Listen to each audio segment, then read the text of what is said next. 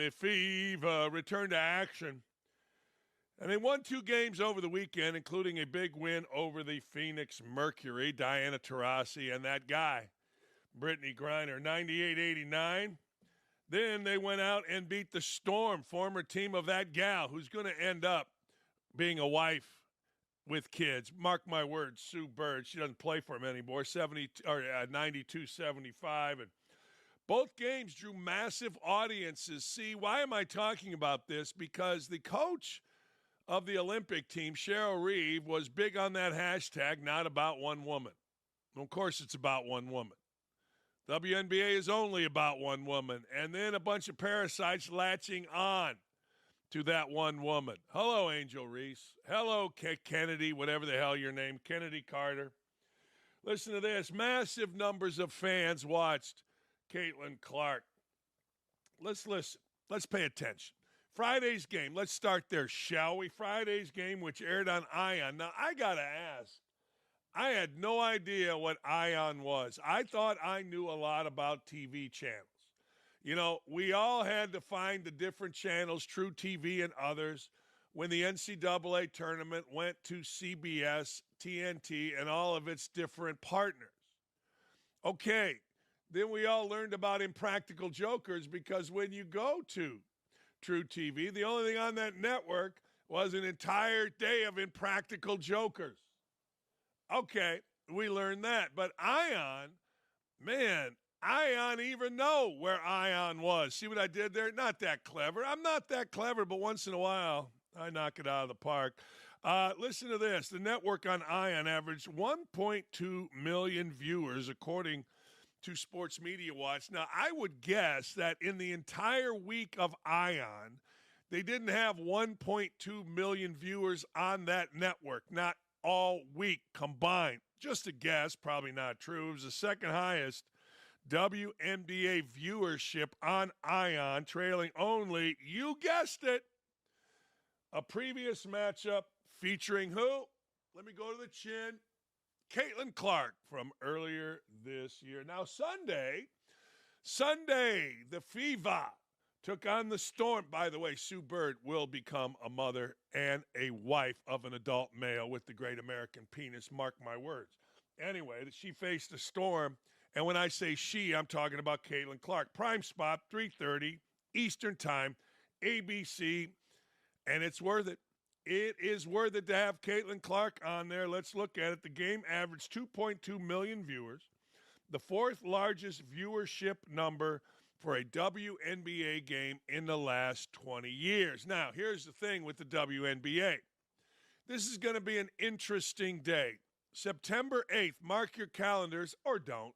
But here in Indy, we have the calendar mark. Why, you ask? Well, at 1 o'clock, the Colts open up their season in a division game against the very highly publicized C.J. Stroud and the Houston Texans.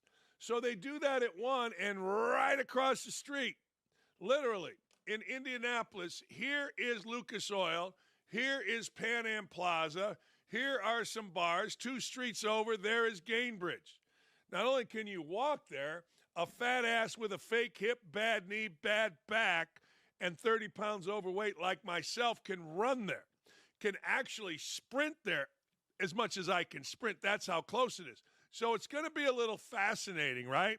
You got the Colts at 1 opening the NFL season, which is a celebration here in Indy like every other city. There's a 5K, there's Touchdown Town right next to it. There's bands are going to be playing. It's going to be insanity. It's going to be fun.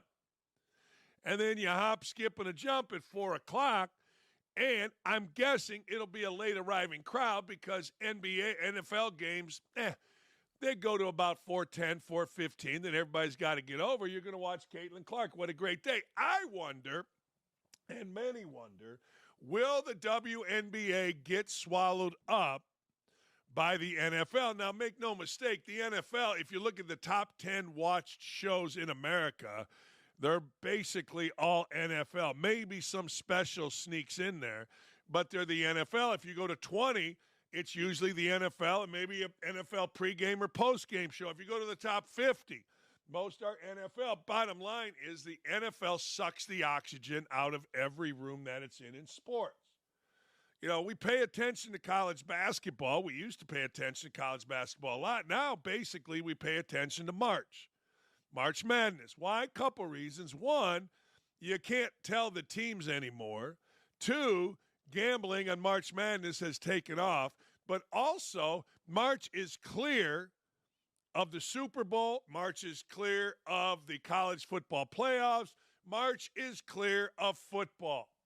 So now we pay attention. It is going to be fascinating because the WNBA had to move their calendar back. Remember, they just came back from essentially a month break.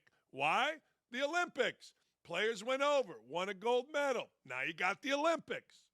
So now you're moving it into the NFL. I'm fascinated, but good for Ion.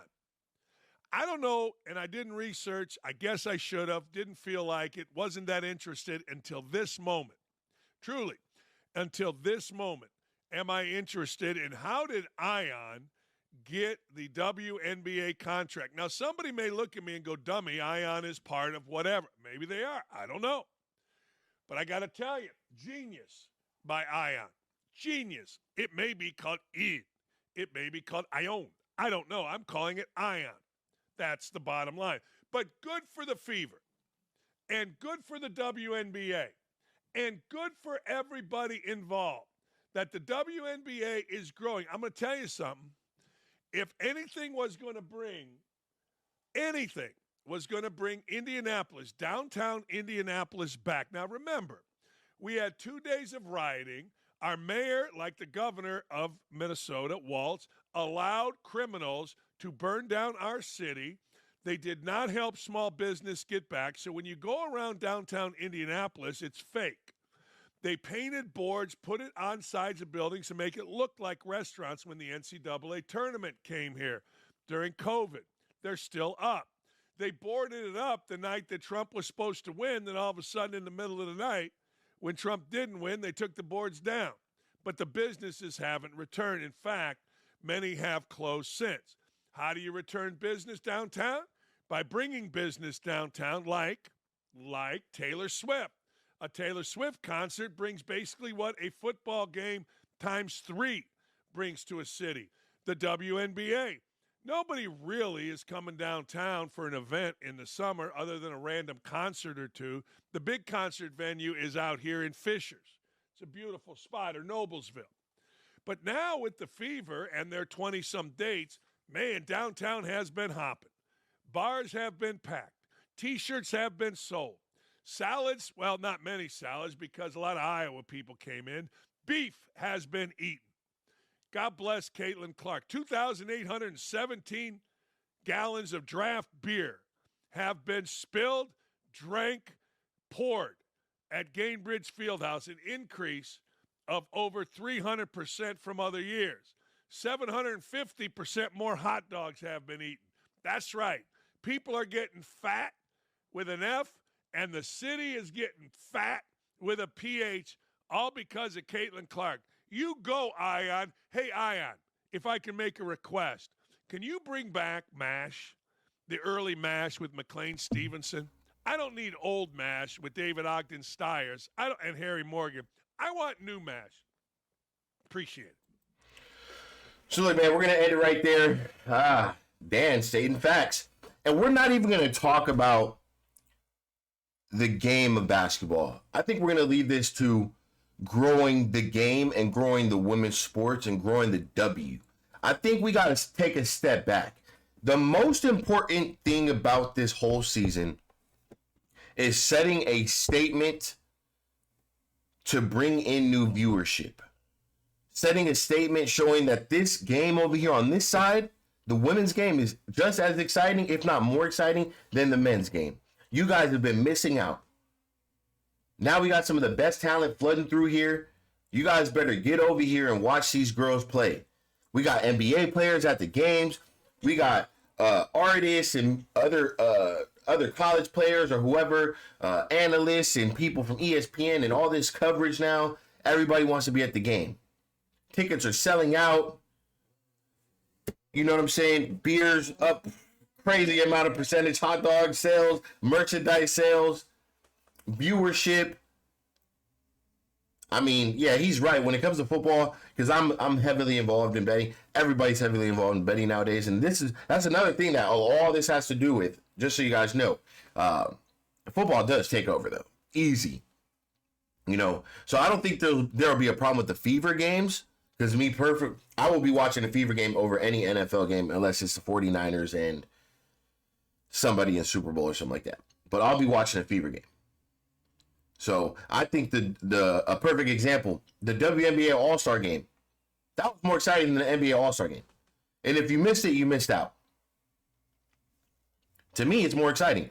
To me, I don't know when's the last time I'm like, oh, I got to go to the gym at this time because the Indiana Fever is playing at this time. Only time I did that was maybe for whenever Russ is playing. Russell Westbrook, that's one of my favorite basketball players. So yeah, whenever he's playing, or I'll just watch it at the house. I mean, watch it on my phone at the gym. But Caitlin Clark and the Indiana Fever, I'm trying to be locked in right here. So the main importance, no matter what you guys want to argue about the rookie stuff or whoever this or that's the best player, the matter of the fact is we are getting new viewership. We're getting airtime. We're getting merchandise sales. We're getting packed out arenas. We're getting ticket sales. We're getting everything is growing. So for those that don't know, the WNBA has been a losing business. I'm not saying it's profitable now, but we're taking a turn in the positive direction. So for those that don't know about stocks or anything like that, we are on the movement. We are going bullish on this shit. Now, we just got to keep on growing. Keep on growing. Keep on growing. That is the main topic of this video right here. I think the ratings and everything, it just proves to you that how many people are interested. So next year, we're talking about 2.2 million viewership. Next year, we need to be aiming for 5 million viewership. 10 million viewership. So, and then that goes back to the Team USA. Yes, they dropped the ball on that. And we're not even going to talk about that. But sometimes when you want something to grow, you got to do the necessary steps. And I feel like they've done a decent amount, but I think that there's still a whole lot of marketing and things that we're missing for the W. The new media rights deal, that's amazing. But I think it got undercut. But at the same time, there hasn't been that much value produced to the W in the past 5 years. Within this short amount of span, 3, 4, 5 months of the W, there has been major increases. Major increases. And that's what's most important right now. Yes, there's going to be an MVP. There's going to be a champion. There's going to be a rookie of the year. But what did we do for the business? At the end of the day, this business model, the WNBA can shut off at any moment if they want it. If they're losing by that much, what's the point? We're already paying you guys $80,000 salary. I think the average is $72,000. In order for you guys to get this money you guys want $1 million contracts. We're talking about 1 million, even 500,000. This is going to have to be a collective thing, in my opinion, to grow the W. We know who's doing a lot of it. Caitlin Clark, I mean, she who stated it? When it comes to Caitlin Clark as a business, she is the business. Caitlin Clark runs more numbers than all you WNBA players combined. Literally, you can put it in that perspective. So, yeah, Caitlin Clark is that golden ticket. I'm going to keep saying that. But I think we got to really look at this as a growth. What are we doing collectively to grow the WNBA as a business so that in 2-3 years, this thing could be blown up like the NBA? Arenas could fit 50,000, 100,000, not 100,000, 50,000 people. We need arenas that need to fit 50,000 people. We need a schedule of 60 to 70 games per year. We need 20 teams in the league. How are we going to do this without growth? So you guys got to start looking at the big picture. And I'm going to leave that right there, man. It's your boy, CL Kana. I appreciate you guys. Shout out to Dan, always coming through with some fire. Shout out to Outkick. I appreciate you. I'll be back with another video. We're out.